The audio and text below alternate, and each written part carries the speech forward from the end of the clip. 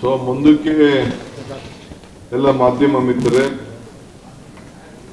ನನ್ನ ಸಹೋದ್ಯೋಗಿಗಳೇ, ಈಶ್ವರ್ ಖಂಡ್ರೆ ಅವರು, ಪ್ರಿಯಾಂಕ್ ಅವರು ಮತ್ತು ಖಾದರ್ ಸಾಹೇಬ್ ಇದ್ದಾರೆ. ಇವತ್ತು ಸೆಕೆಂಡ್ ಕ್ಯಾಬಿನೆಟ್ ಮಾಡಿದ್ದೇವೆ. ಮುಂದಕ್ಕೆ ನಮ್ದೆಲ್ಲ ಎಕ್ಸ್ಪ್ಯಾನ್ಷನ್ಸ್ ಆದಮೇಲೆ ಸ್ವಲ್ಪ ಯಾರನ್ನ ಬೇರೆಯವ್ರನ್ನ ಡೆಬಿಟ್ ಮಾಡ್ತೀನಿ, ರಿವ್ಯೂ ಮಾಡಲಿಕ್ಕೆ, ಇದು ಮಾಡಲಿಕ್ಕೆ ಅನೌನ್ಸ್ಮೆಂಟ್ ಮಾಡಲಿಕ್ಕೆ. ಇವತ್ತು ಫಸ್ಟ್ ಡಿಸಿಷನ್ ನಾವು ಇವತ್ತು ತೆಗೆದುಕೊಂಡಿರೋದು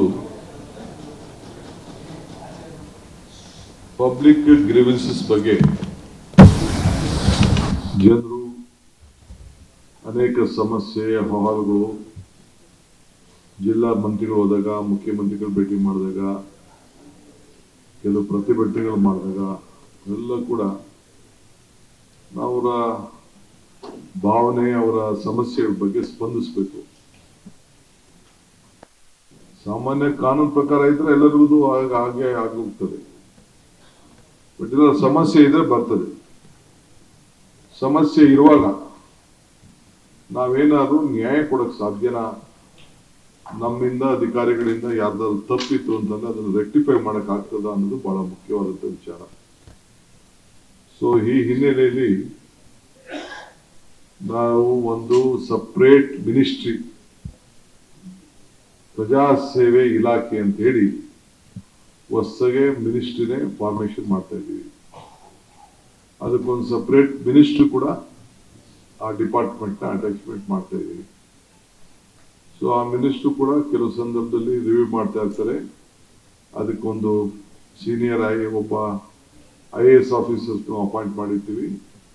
ಸೊ ಬೇರೆ ಬೇರೆ ಅಧಿಕಾರಿಗಳಿರ್ತಾರೆ. ಆಗೆಲ್ಲ ಗ್ರೀವೆನ್ಸಸ್ನೆಲ್ಲ ತೆಗೆದುಕೊಂಡು ಅವರು ಪರಿಶೀಲನೆ ಮಾಡಿ ಅವ್ರಿಗೆ ಮಾಹಿತಿಯನ್ನು ಕೊಡುವಂಥದ್ದು. ಸುಮ್ಮನೆ ಪೋಸ್ಟ್ಪೋನ್ ಮಾಡೋ ಕೆಲಸ ಅಲ್ಲ, ಬಟ್ ಅವ್ರಿಗೆಲ್ಲ ಮಾಹಿತಿ ಕೊಟ್ಟು ಎಷ್ಟು ನ್ಯಾಯವನ್ನು ಒದಗಿಸ್ಕೊಳಕ್ ಸಾಧ್ಯನೋ ಅದನ್ನು ಮಾಡಬೇಕು ಅಂತ ಹೇಳಿ ಪ್ರಜಾ ಸೇವೆ ಇಲಾಖೆ ಹೊಸದಾಗಿ ಕರ್ನಾಟಕ ಸರ್ಕಾರದಲ್ಲಿ ಪ್ರಾರಂಭ ಆಗ್ತದೆ. ಅದಕ್ಕೆ ಒಬ್ಬ ಪ್ರತ್ಯೇಕವಾದಂಥ ಮಂತ್ರಿಗೆ ಆ ಜವಾಬ್ದಾರಿಯನ್ನ ವಹಿಸ್ತೇವೆ.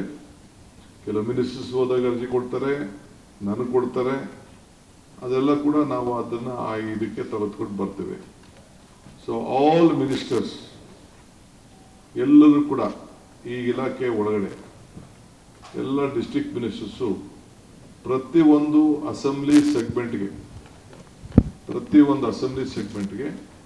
224 ಕ್ಷೇತ್ರಕ್ಕೂ ಕೂಡ ಆ ಜಿಲ್ಲಾ ಮಿನಿಸ್ಟರ್ಸ್ ಯಾರಿರ್ತಾರೆ ಒಂದೊಂದು ವಾರಕ್ಕೆ ಒಂದು ದಿನ ಕಂಪಲ್ಸರಿ ಹೋಗಿ ಅವರು ಆ ತಾಲೂಕುಗಳಲ್ಲಿ ಇದನ್ನ ಸಭೆಗಳನ್ನು ನಡೆಸಬೇಕು. 5 ಡಿಸ್ಟ್ರಿಕ್ಟ್ ಬರ್ಬೋದು, 6 ತಾಲೂಕು ಬರ್ಬೋದು, 8 ತಾಲೂಕು ಬರ್ಬೋದು, 10 ತಾಲೂಕು ಬರ್ಬೋದು. ವಾರಕ್ಕೆ ಒಂದಿನ ಕಂಪಲ್ಸರಿ ಆ ಸ್ಥಳೀಯ ಶಾಸಕರನ್ನ ಇಟ್ಕೊಂಡು ಆ ತಾಲೂಕು ಲೆವೆಲಲ್ಲಿ ಈ ಒಂದು ಪ್ರಜಾಸೇವೆ ಇಲಾಖೆ ವತಿಯಿಂದ ಜನಸಂಪರ್ಕ ಸಭೆಗಳನ್ನ, ಜನಸ್ಪಂದನ ಸಭೆಗಳನ್ನ ಕಂಪಲ್ಸರಿ ಮಾಡಬೇಕು. ಅಲ್ಲಿಂದ ಕೂಡ ತಂದು ನಾವು ಅದನ್ನ ಈ ಒಂದು ಇಲಾಖೆ ರಿವ್ಯೂ ಮಾಡೋಂಥ ಕೆಲಸ ಮಾಡ್ತೇವೆ. ಅದಾದ್ಮೇಲೆ ಶಾಸಕರಿಗೆ ಏನು ಅಂತ ಅಂದ್ಬಿಟ್ಟು ಅವ್ರದ್ದೇನು ಜವಾಬ್ದಾರಿ ಇರ್ತದೆ ಅಂತ ನಾನು ಡೀಟೇಲ್ ಪ್ರೋಗ್ರಾಮ್ನ ತಮಗೆ ನಾವು ತಿಳಿಸ್ತೇವೆ. This is one of the major decisions ಇವತ್ತು ನಾವು ತೆಗೆದುಕೊಂಡಿದ್ದೇವೆ. ಎರಡನೇದು, ಸುಪ್ರೀಂ ಕೋರ್ಟ್ ಹಿನ್ನೆಲೆಯಲ್ಲಿ ಈ ಪವರ್ ವಾಟರ್ ಕನೆಕ್ಷನ್ ವಿಚಾರದಲ್ಲಿ ನಾನು ಬಹಳ ಲಿಬರಲ್ ಆಗಿದ್ದೆ. ಕೋರ್ಟ್ ಡಿಸಿಷನ್ ತೊಡಕ್ ಆಗ್ತಿರಲಿಲ್ಲ. ಅದು government we have taken decision ಅವ್ರಿಗೆ ಸಹಾಯ ಮಾಡಬೇಕು ಅಂತ. ಸೊ ಅದಕ್ಕೆ ಬಹಳ ಜನ ಕಾಂಟ್ರಾಕ್ಟ್ಸ್ ಬೇರೆ ಬೇರೆಲ್ಲ ನಮಗೆ ಜಾಸ್ತಿ ಜನಕ್ಕೆ ಅನುಕೂಲ ಆಗಲ್ಲ ನೀವು ತೆಗೆದುಕೊಂಡಂಥ ಡಿಸಿಷನ್ನು ಅಂತೇಳಿ ನಮ್ಮ ರೆಪ್ರೆಸೆಂಟೇಷನ್ ಕೊಟ್ಟರು. ಕೆಲವೆಲ್ಲ ಪೇಪರ್ಲೆಲ್ಲ ಕೆಲವ್ರದೆಲ್ಲ ಸ್ಟೇಟ್ಮೆಂಟ್ಗಳೆಲ್ಲ ಗಮನಿಸಿದ್ದೇವೆ. ಅದಕ್ಕೆ ನಾವು ಇದು 31/5/2000 ಒಳಗಡೆ ಯಾರ್ಯಾರ ಕಟ್ಟಡಗಳನ್ನ ಪೂರ್ಣಗೊಂಡಿದೋ ಅಂಥವ್ರಿಗೆ ಅಂತ ಹೇಳಿ ನಾವು ಹೇಳಿದ್ದು. ಅವರು ನಮಗೇನು ಅನುಕೂಲ ಆಗಲ್ಲ ಅಂತ ಹೇಳಿದ್ದಾರೆ.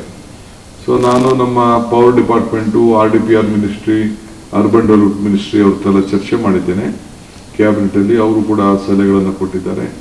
ಸೊ ಅದಕ್ಕೆ ಯಾರ್ಯಾರು ಹಳೆ ಕಟ್ಟಡ ಪೂರ್ಣಗೊಂಡಿದೆ, ಅವರು 31/5/2000 ಒಳಗಡೆ ಪೂರ್ಣಗೊಂಡಿದೆ, ತಾತ್ಕಾಲಿಕ ವಿದ್ಯುತ್ ಸಂಪರ್ಕವನ್ನು ಹೊಂದಿದೆ, ವಾಸದ ಮನೆಗೆ ಶಾಶ್ವತವಾದಂಥ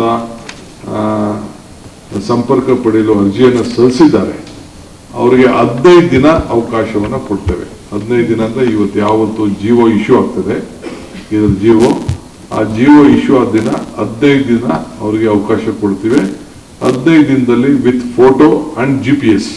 ಯಾವುದೇ ಪರ್ಮಿಷನ್ ಪಡೆದಿಲ್ಲ ಅವರು ಕೂಡ ಕೊಡಬಹುದು. ಇದು ಬರೀ ಟೆಂಪರರಿ ಪರ್ಮಿಷನ್ ಪಡೆದಿದ್ದಾರೆ. ಬಟ್ ಯಾವುದೇ ಪರ್ಮಿಷನ್ ಪಡೆದೇ ಹೋದ್ರು ಕೂಡ ಟೆಂಪರರಿ ಕನೆಕ್ಷನ್ ತೆಗೆದುಕೊಂಡಿದ್ರು ಕೂಡ ಅವರು ಕೂಡ ಬಿಲ್ಡಿಂಗ್ ಕಟ್ಟಿದ್ರೆ ಆ ಬಿಲ್ಡಿಂಗ್ ಸಮೇತ ವಿತ್ ಫೋಟೋಗ್ರಾಫ್ಸ್ ವಿತ್ GPS. ನಾವು ಸುಮ್ಮನೆ ಖಾಲಿ ಮನೆಯನ್ನ ಈಗ ದಲಾದಲ್ಲಿ ಕಟ್ಟೋದು ಅದಕ್ಕೆಲ್ಲ ಅವಕಾಶ ಕೊಡಲ್ಲ. ಅದಾಯ್ತು ಅಂದ್ರೆ ಇನ್ನ ಕಾಂಪ್ಲಿಕೇಶನ್ ಆಗ್ತದೆ. ಸೊ ಅದೆಲ್ಲ ನಮಗೆ ಮಾಹಿತಿ ಇದೆ ಈಗಾಗಲೇ. ಅದಕ್ಕೂ ಕೂಡ ನಮ್ಮ ಅಧಿಕಾರಿಗಳಿಗೆ ನಾವು ಅದಕ್ಕೆ ಪಂಚಾಯತಿ ಲೆವೆಲಲ್ಲಿ ಇಒ ಲೆವೆಲಲ್ಲಿ ಮುಂದೆ ಕಾರ್ಪೊರೇಷನ್ ಅಲ್ಲಿ ಅದಕ್ಕೆಲ್ಲ ಡೈರೆಕ್ಷನ್ಸ್ ಕೊಡ್ತೇವೆ. ನಾವು ವಿಲ್ ನಾಟ್ ಅಲೋ ಹೊಸ ಕನ್ಸ್ಟ್ರಕ್ಷನ್ ಮಾಡಕ್ಕೆ ಅವಕಾಶ ಇಲ್ಲ. 15 ದಿನ ಮಾತ್ರ ನಾವು ಟೈಮ್ ಕೊಡ್ತಾ ಇದ್ದೀವಿ. ಆ ನೋಟಿಫಿಕೇಶನ್ ಇದನ್ನ ಜಿಯೋ ಇಶ್ಯೂ ಆದ್ರಿಂದ ಅಷ್ಟರೊಳಗಡೆ ಅವರು ಅರ್ಜಿಯನ್ನ ಸಂಬಂಧಪಟ್ಟವ್ರಿಗೆ ಯಾರಿಗೆ ಪವರ್ ಕನೆಕ್ಷನ್ ಕೊಡಬೇಕು ಅವರು ಕೊಡೋಂಥ ಒಂದು ವ್ಯವಸ್ಥೆನ ನಾವು ಮಾಡ್ತೀವಿ. So photo and GPS location is compulsory. Government order ಇಂದ 15 ದಿನ. ಗೌರ್ಮೆಂಟ್ ಆರ್ಡರ್ ನಾಳೆ ಆಗ್ಬೋದು, ಇವತ್ತಾಗ್ಬೋದು, ನಾಳೆದಾಗ್ಬೋದು. 15 ದಿನ ಆರ್ಡರ್ ಆದ್ದರಿಂದ 15 ದಿನ. ಯಾಕೆಂದ್ರೆ ನಾವು ಅದನ್ನ ಕ್ಲೀನ್ ಆಗಿ ಡೀಟೇಲ್ ಆಗಿ ಸ್ವಲ್ಪ ಬರಿಬೇಕು ಅದಕ್ಕೋಸ್ಕರ. ಆಮೇಲೆ ರೈತರಿಗೆ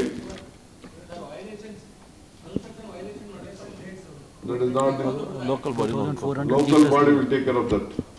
ಆಮೇಲೆ ರೈತರಿಗೆ ರೇಷ್ಮೆ ಉಳುಮನೆ, ಕೊಟ್ಟಿಗೆ, ಹೈನುಗಾರಿಕೆಗೆ ಅದಕ್ಕೆ ವಿನಾಯಿತಿ ಕೊಟ್ಟಿದ್ದೀವಿ. ಪ್ಯೂರ್ಲಿ ನಗರದಲ್ಲ, ಬೆಂಗಳೂರು ಸಿಟಿಲಲ್ಲ, ಹಳ್ಳಿಲಿ ಗ್ರಾಮೀಣ ಪ್ರದೇಶದಲ್ಲಿ ರೇಷ್ಮೆ ಮನೆಗಳು ಸ್ವಲ್ಪ ದೊಡ್ಡದಾಗಿ ಕಟ್ಕೊಂಡಿರ್ತಾರೆ. ಅದು ಸೈಜೇ ದೊಡ್ಡದಿರ್ತದೆ. ಕೊಟ್ಟಿಗೆಗಳು ಕಟ್ಕೊಂಡಿರ್ತಾರೆ. ಆಮೇಲೆ ಹೈನುಗಾರಿಕೆಗೆ ಹಸುಗಳು ಕಟ್ಕೊಂಡಿರ್ತಾರೆ. ಅಂಥವಕ್ಕೆಲ್ಲ ಕೂಡ ವಿನಾಯಿತಿಯನ್ನು ಕೊಟ್ಟಿದ್ದೀವಿ ನಾವು. ಕೋಳಿ ಸಾಗಣೆ ಮಾಡ್ಕೊಂಡಿರ್ತಾರೆ. ಸೊ ಅಂಥವ್ರಿಗೆಲ್ಲ ನಾವು ಅದಕ್ಕೆ ವಿನಾಯಿತಿಯನ್ನು ಕೊಟ್ಟಿದ್ದೀವಿ. ನಂಬರ್ 2.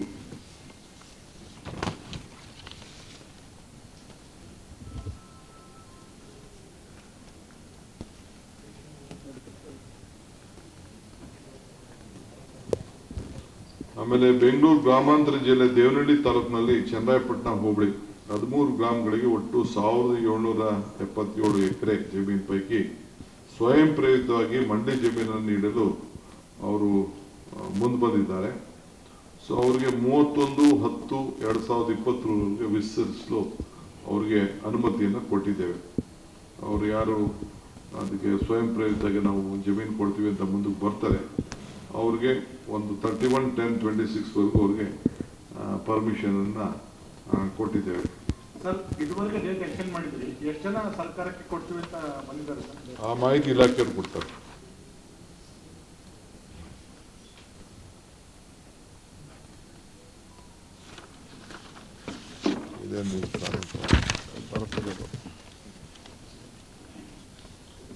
ಆಮೇಲೆ ವಿಜಯಪುರ ಜಿಲ್ಲೆ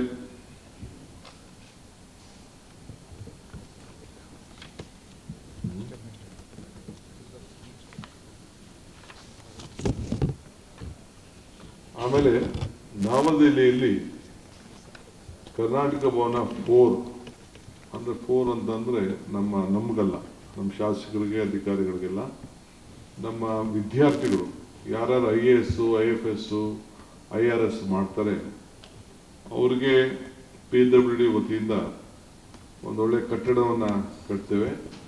ಅವರೆಲ್ಲ ಅಲ್ಲಿ ಇಳ್ಕೊಂಡು ವಿದ್ಯಾಭ್ಯಾಸವನ್ನು ಮಾಡಲಿಕ್ಕೆ ಅಲ್ಲಿ ಕೋಚಿಂಗ್ ಸೆಂಟರ್ಗೆ ಅವರಲ್ಲಿ ಇಲ್ಲೆಲ್ಲ ಹೋಗ್ತಾರೆ. ಸೊ ಒಂದೇ ಕಡೆ ಎಕ್ಸ್ಚೇಂಜ್ ಆಫ್ ಥಾಟ್ಸ್ ಎಲ್ಲ ಮಾಡ್ಕೊಳ್ಳಿಕ್ಕೆ ಅಲ್ಲಿ ಸ್ವಲ್ಪ ಜಾಗ ಕೊಟ್ಟಿದ್ದಾರೆ.